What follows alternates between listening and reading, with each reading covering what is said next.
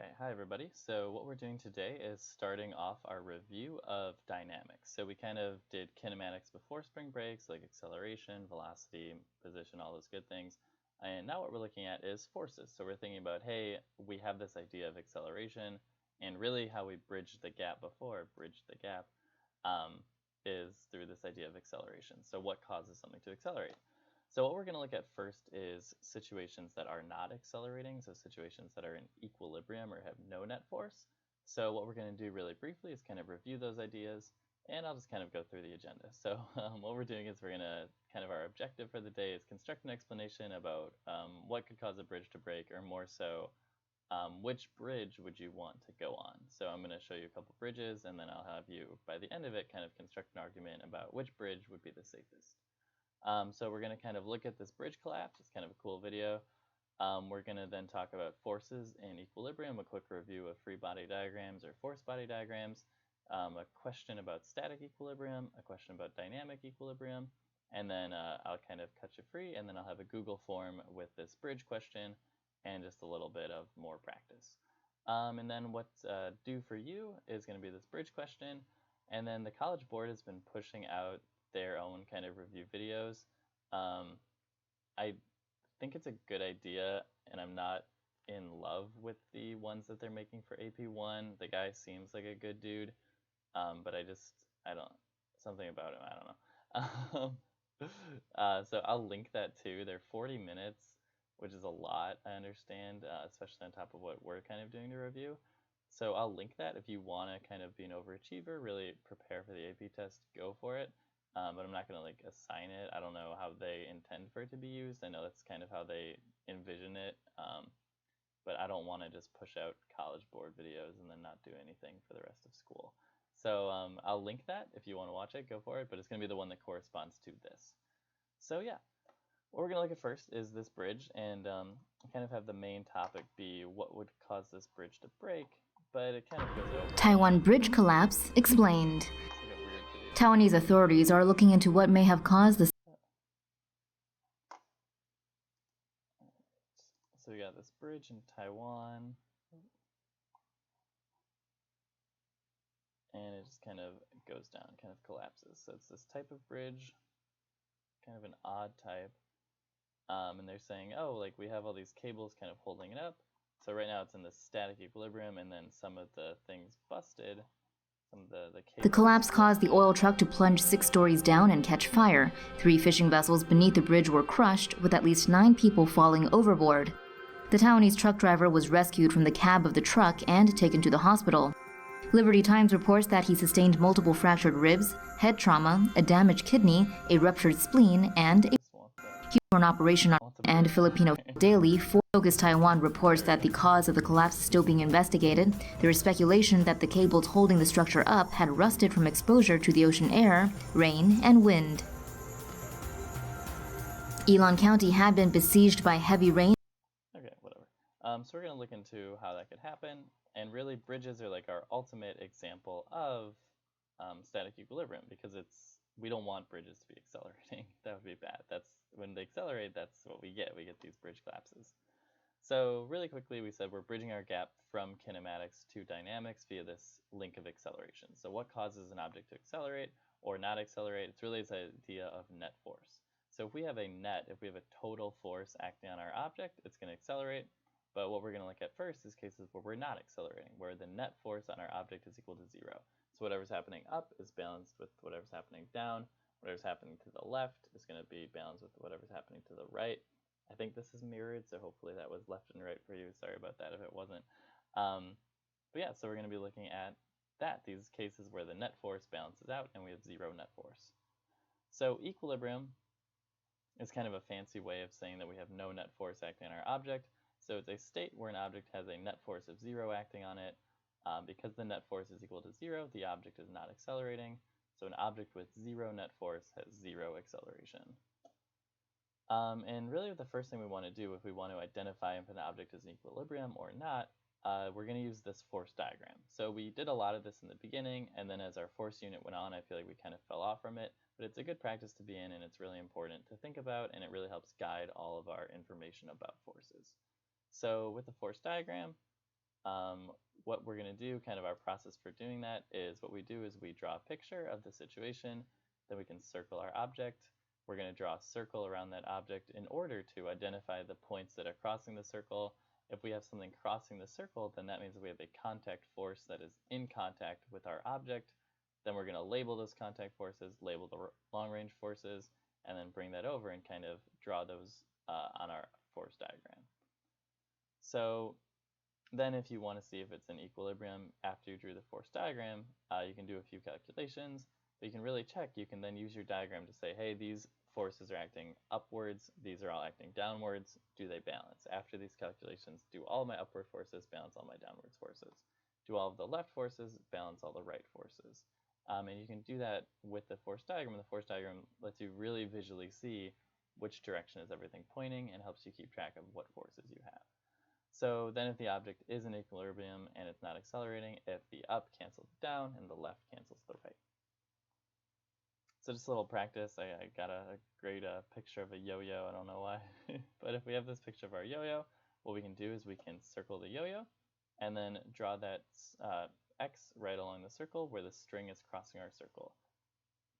Excuse me, sorry, that tells us the string is contacting the yo-yo. So we see, okay, we have this contact from a string. That lets us know we have a tension force. Then we can draw our force diagram and say, okay, well, I have my dot is representing my object, my yo-yo. And then I see, oh, I have a tension force going up from that string. And then I then go in and I say, well, then I have to consider all of my long-range forces. So I have this gravitational force always acting on our objects, always going straight down, is going to balance out the tension force. And then because I know this thing is in static equilibrium, it's not moving, I can say, oh, the tension force and the gravitational force are equal, and then solve for that tension force if I know the mass. But yeah, that's just kind of our process. By identifying those forces, we can then write static equilibrium situations. So we can use our Newton's second law and say our up forces equal our down forces. So then just kind of, we didn't really delineate these before, but I think it's important to just kind of consider them. So static equilibrium is for when an object is at rest. So it has no net force on it, its net force is equal to 0, but the object itself isn't moving, it's just at rest. So it's like, oh, if I have a calculator just sitting here that's at rest, I don't think you could see that, but I put down a calculator. So you have just something here, it's at rest, and it has no net force acting on it. And then dynamic equilibrium is pretty much the same situation, except for it's harder to think about, I think. It's because it's for an object that's moving. So if an object is moving in a straight line at a constant speed, or in effect it has no acceleration, then its net force is equal to 0. So it's the same process as before, but we have to remember that if an object is moving with a constant speed in a straight line, then it has a net force of 0 on it, it has no acceleration. So dynamic is the same situation as static, except for it's moving. So just kind of keep that in mind. That kind of tricked a lot of people up when we did forces beforehand. An object can be moving and still have no net force. It just has to be moving at a constant velocity then. All right, so now I have a static equilibrium practice problem. So we have a wrecking ball weighs 2,500 newtons, is hanging from a cable. Prior to swinging, it is pulled back to a 20-degree angle by a second horizontal cable. What is the tension in the horizontal cable? And what I want you to do is, because we did so many of these before, I want you to try this on your own, and then I'll solve the problem. So just kind of pause it now, try it on your own, and then we'll go over it together. But I want you to kind of give this a go, just because we did a lot of these back when we were doing this unit. So yeah, so pause the video here, try this on your own, and then continue the video, and then we will solve it. Okay, so if we're looking at this problem, the first thing I'm going to do when I have this problem is I'm going to circle my object and draw in that force diagram. So I'm thinking about the contact forces. So it looks like I have a contact force from the string that's at an angle and then the string that's horizontal. So if I'm looking at this, I can say, okay, well, I have this string off at that angle, I have this horizontal one, and then that looks like all of my contact forces. So really the only force I have left is this gravitational force. So I have a downwards gravitational force. Then what I'm going to do is label those. So I'll say, hey, this is force of tension. I'm just going to call it tension 2. I'm going to say this is force of tension 1. No really reason for that. I just want to delineate them and kind of label them as separate tensions. And then what I'm going to do is I see I kind of have this force that's at an angle. And we know that when we have things that are happening in not strictly the x direction or strictly the y direction, we have to split those up. We have to keep those separated. So what I'm going to do is kind of come in here and draw in the components. So I have a component that's in the x direction, so I'm going to call this ft2x. And I have a component that's in the y direction, so I'm going to call that ft2y.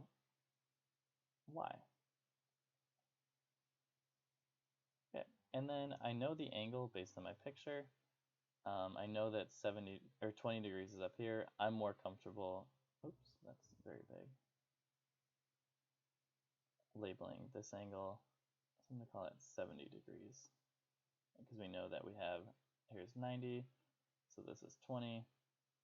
That has to be 70 based on our trigonometry. So I know that this ball, the wrecking ball, is in equilibrium. So I can come over here and I can write out that my up forces equal my downwards forces and my leftward forces equal my rightwards forces. So in this case, now I can very visually see based on this force diagram, okay, upwards I have Fty, my upwards force has to equal my downwards force of Fg. And then I see that my leftwards force of Ft1 has to equal my rightwards force of Ft2x. Alright, so now I'm in pretty good shape, and I want to figure out this Ft1.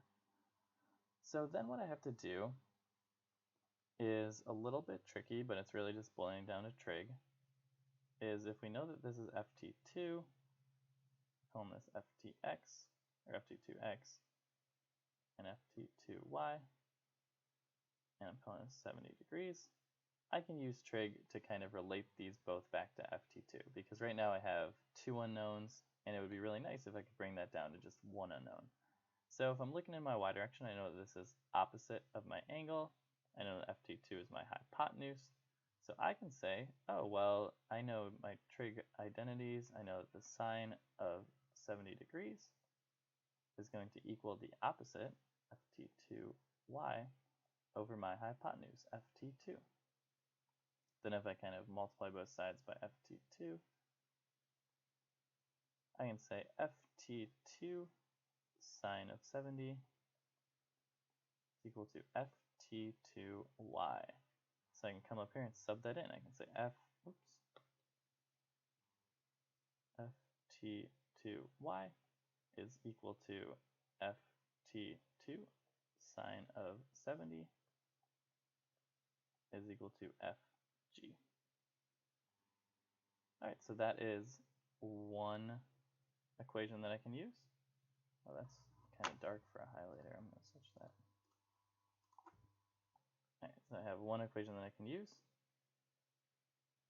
And then I can use my trig identities in the x direction doing the same thing, except for this is adjacent. I won't do that out because we've done trig enough. So I'll say Ft1 is equal to Ft2 cosine of 70 based on that trig. Alright, so now I have two equations and two unknowns. Right, I don't know Ft1 and I don't know Ft2. So I have two equations, two unknowns. I can use that to solve for this Ft1. So one thing that I do know is I know that Fg is equal to the weight force is equal to 2,500 newtons. 2,500. This is getting messy really quick. So what I'm going to do is set up the y direction and the x direction.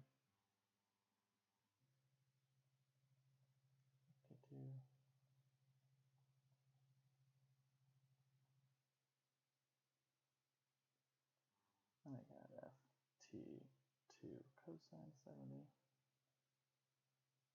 is equal to Ft1. So I want to know what Ft1 is, so I'm going to do a substitution where I can get rid of Ft2. So I can solve this one and say Ft2 is equal to 2,500 divided by sine of 70. So now I have an equation for Ft2 because I divided both sides by the sine of 70. And I can sub that in over here. let's say 2500 over sine of 70 times cosine of 70 is equal to ft1. Then I could do a trig property and say, what is that? Inverse tan, but I'm just going to plug this all into my calculator.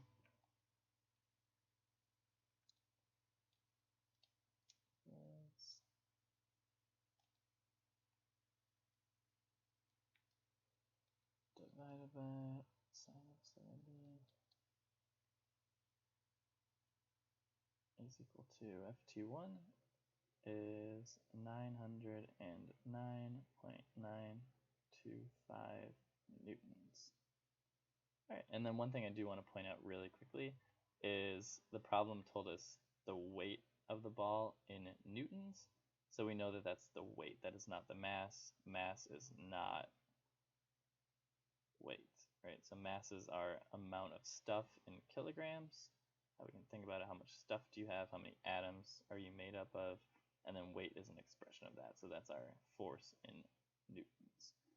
So if you were confused about that, if anything went wrong with that step, I just wanted to point that out.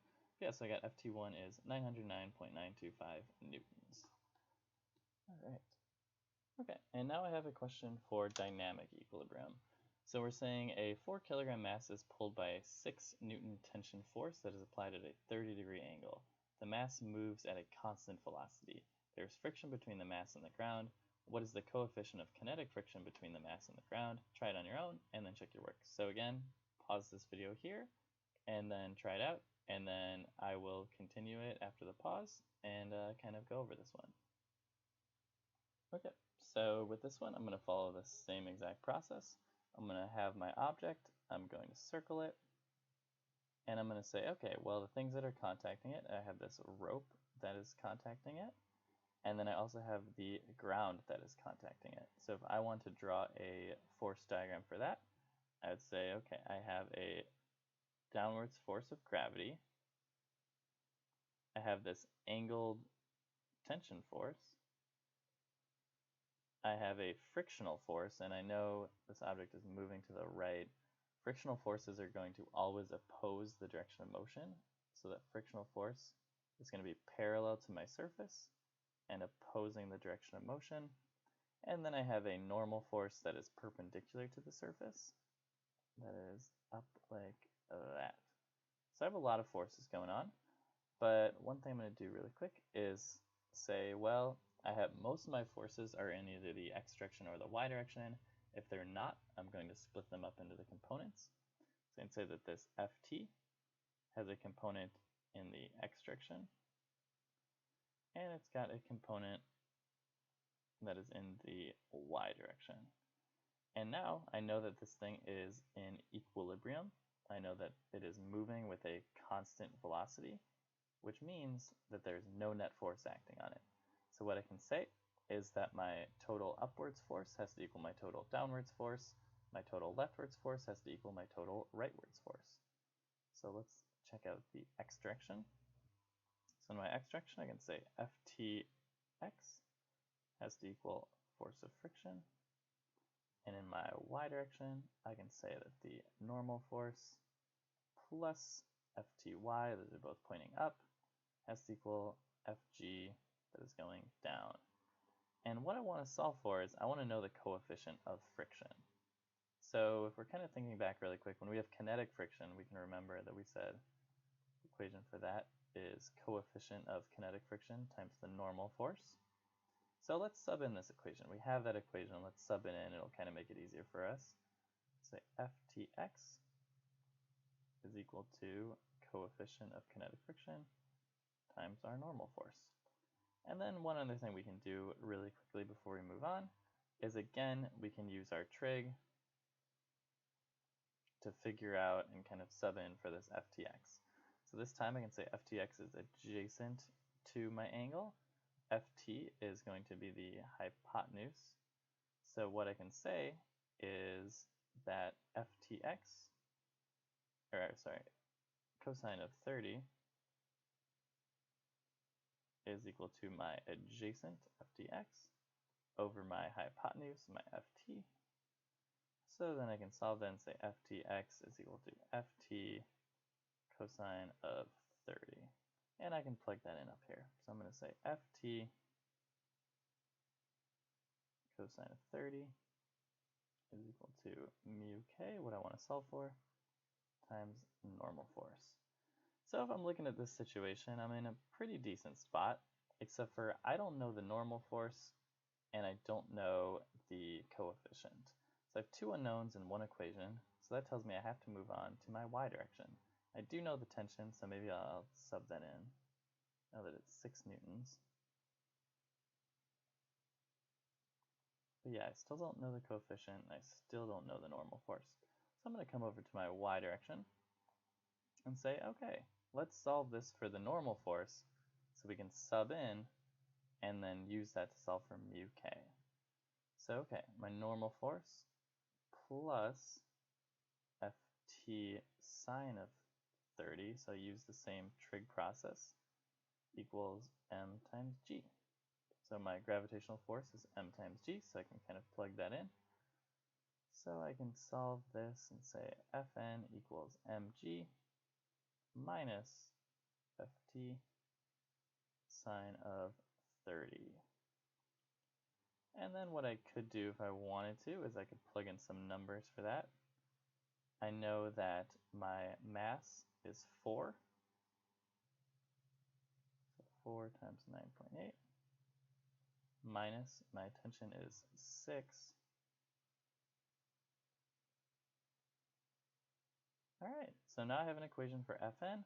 I want to solve for mu k, so what I can do is I can sub that in, and then I'm left with only mu k being my only unknown.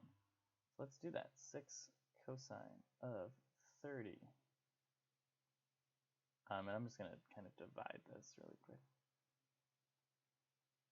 So then I can say mu k is equal to 6 cosine of 30 divided by Fn, which is 4 times 9.8 minus 6 sine of 30, which is equal to 0.1435. Right, so our coefficient of friction is 0.1435. Okay. So the very last thing we're going to look at is kind of going back and analyzing bridges. So if we're looking at this bridge, and if we were going to build a bridge, we can picture a truck or a car or something right at the middle of our bridge, because that's going to be our weakest point. We can picture it acting right in the middle, and then we know that this bridge, or this object, has a downwards force, this gravitational force, acting on the bridge. So this bridge is feeling this downwards force due to the weight of the load, the car, or the truck, or whatever is on it. So it has this downwards force, and really the spot where our bridge is going to fail is we have this downwards force, which means that we also have to have then this upwards force acting on it. We see that this bridge isn't going, it's not accelerating downwards, so the bridge has to be supplying this upwards force on itself to kind of compensate for this downwards force. So if we picture a bunch of pieces of this bridge acting, we know that it's going to kind of, if we think about it as like a rope, maybe like a nice flat rope like we've dealt with in class, we can picture there's this upwards forces that are acting on it to compensate for the downwards force from the load itself. So there's this upwards force and this upwards force that are kind of evenly distributed, and because these upwards forces, it's kind of like if you put a load in the middle of a string, it would kind of bend down like this. So we see the same thing. We have this upwards forces that are compensating for the downwards forces, but that also then introduces this stress in here, this strain, I don't remember which one, that's acting to both the left and the right.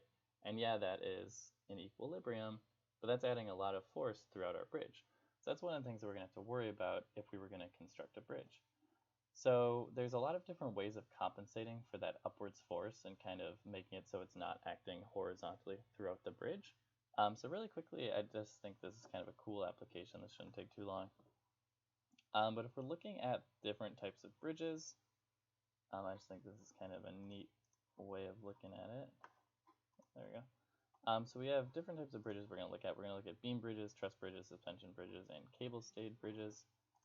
So beam bridges are cool because they're just kind of beams that are supporting it from beneath. If you just had a nice flat piece of road, it would cave in the middle because of the weight of the actual bridge and the trucks on it.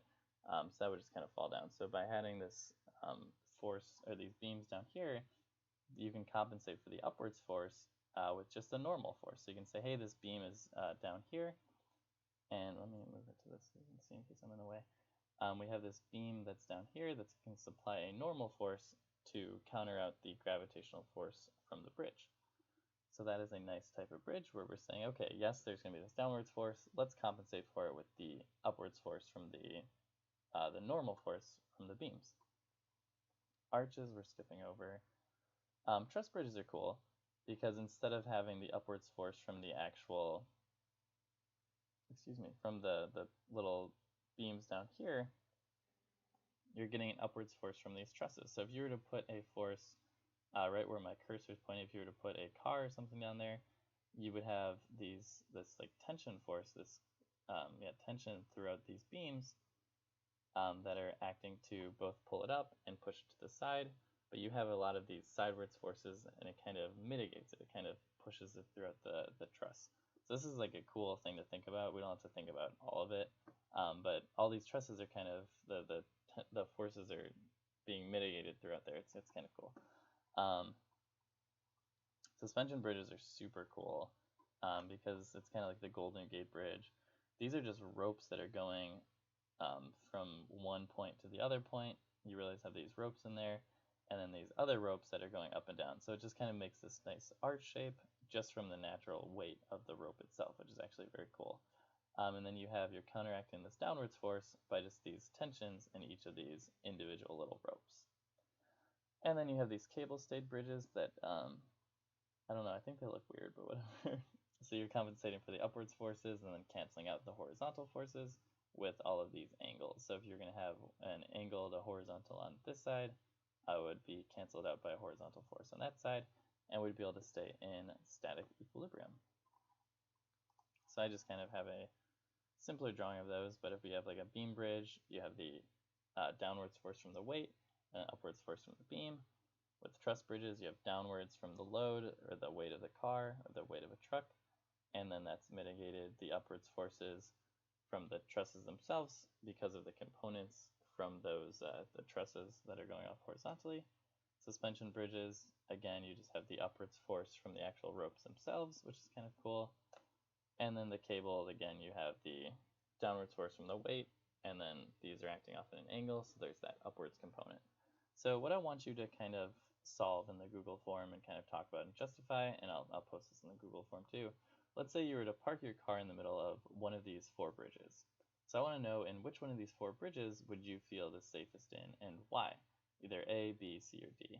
So assume that each rope has the same maximum tension, and if maximum tension is reached, the bridge will collapse. So pretty much in which of these cases, A, B, C, or D, will there be the lowest tension in both the ropes? Okay, so if there's one rope that will like be really crazy high tension, would you trust it? Overall, which one will have the least amount of tension in it? That's really what I want you to kind of think about, and then I'll put a few like kind of mathy questions in there. Yeah, that's what I got for today. Thanks for watching.